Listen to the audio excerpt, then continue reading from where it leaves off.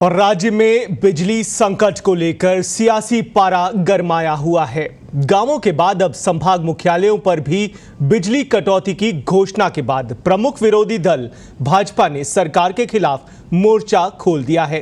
बिजली संकट की मौजूदा स्थितियों का विरोध जताने के लिए प्रदेश नेतृत्व के निर्देश पर आज पार्टी के कार्यकर्ता प्रदेश भर में सरकार का विरोध जता रहे हैं। प्रदेश भर के जीएसएस केंद्रों पर प्रदर्शन करने के लिए आज सुबह 9 बजे से 11 बजे तक का समय निर्धारित किया गया था और इसी तय कार्यक्रम के तहत आज पार्टी के तमाम कार्यकर्ता सुबह से ही जीएसएस केंद्रों पर पहुंच गए और सरकार के विरोध में जमकर नारेबाजी की। इधर भाजपा प्रदेशाध्यक्ष डॉक्टर सतीश पूनिया ने बिजली संकट की स्थितियों और इसके वजह से गांवों से लेकर शहरों में हो रही बिजली कटौती की कवायद को दुर्भाग्यपूर्ण बताया है। गहलोत सरकार पर निशाना साधते हुए डॉक्टर पूनिया ने कहा कि प्रदेश में मौजूदा बिजली संकट और बिजली कटौती का कदम उठाना राज्य सरकार के बिजली कुप्रबंधन को दर्शाता है।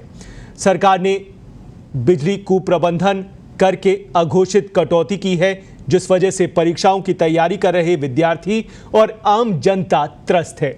इसी का विरोध जताने के लिए आज भाजपा कार्यकर्ता सड़क पर उतरकर विरोध जता रहा है। स्थितियां ऐसी रही तो आने वाले समय में भाजपा का आंदोलन और तेज होगा।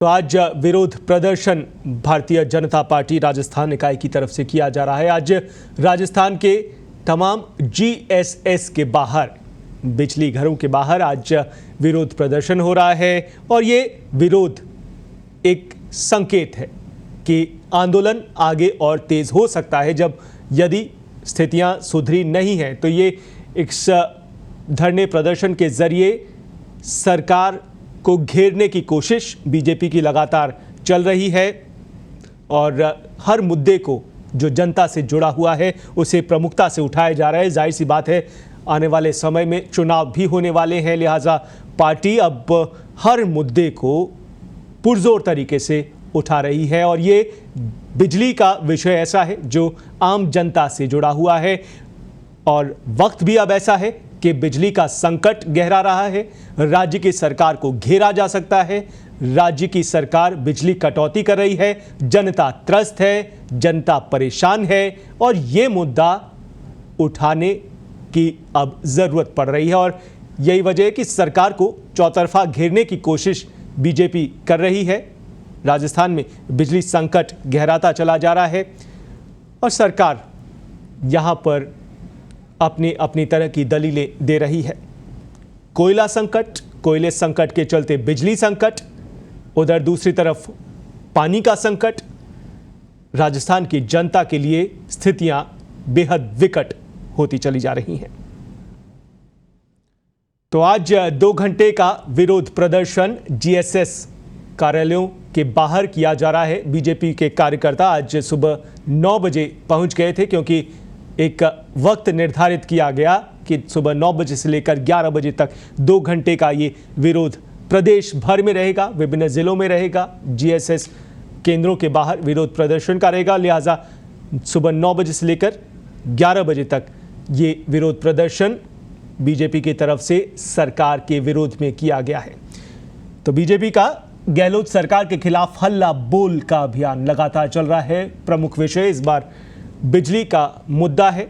इससे पहले कानून व्यवस्था के मुद्दे को भी पुरजोर तरीके से सड़कों पर उतरकर उठाया गया है और आने वाली 5 तारीख से यानी 5 मई से एक बड़ा आंदोलन बीजेपी करने जा रही है।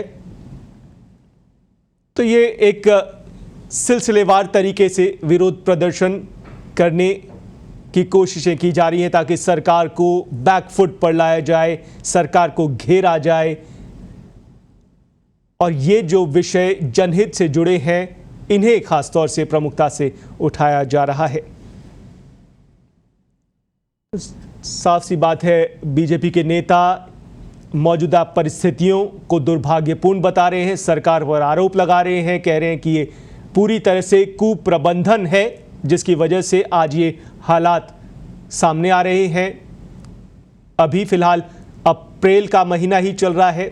अप्रैल में भीषण गर्मी है जिस वजह से बिजली संकट गहरा रहा है। ये प्रदेश के ऊर्जा मंत्री भंवर सिंह भाटी का वक्तव्य है जो हम लगातार हमें दर्शकों को दिखा रहे हैं कि ऊर्जा मंत्री कहते हैं कि ये स्थितियां इस वजह से बिगड़ी हुई है क्योंकि राजस्थान में गर्मी अचानक से बढ़ गई है, समय से पहले ही गर्मी बढ़ गई है और बीजेपी का विरोध प्रदर्शन चल रहा है। इस वक्त हमारे साथ भाजपा के प्रदेशाध्यक्ष doctor Satish Poonia phone line पर जुड़े हुए हैं। सतीश पूनिया जी, आज बड़े पैमाने पर पूरे प्रदेश भर में बीजेपी के कार्यकर्ता सड़कों पर उतरे हैं। भरी गर्मी दोपहरी को सड़क पर उतरकर विरोध प्रदर्शन किया जा रहा है। किस तरह से अब ये रूपरेखा रहेगी? बिजली का मुद्दा जनहित से जुड़ा हुआ है, बीजेपी किस रणनीति के साथ इस मुद्दे को उठा रही है?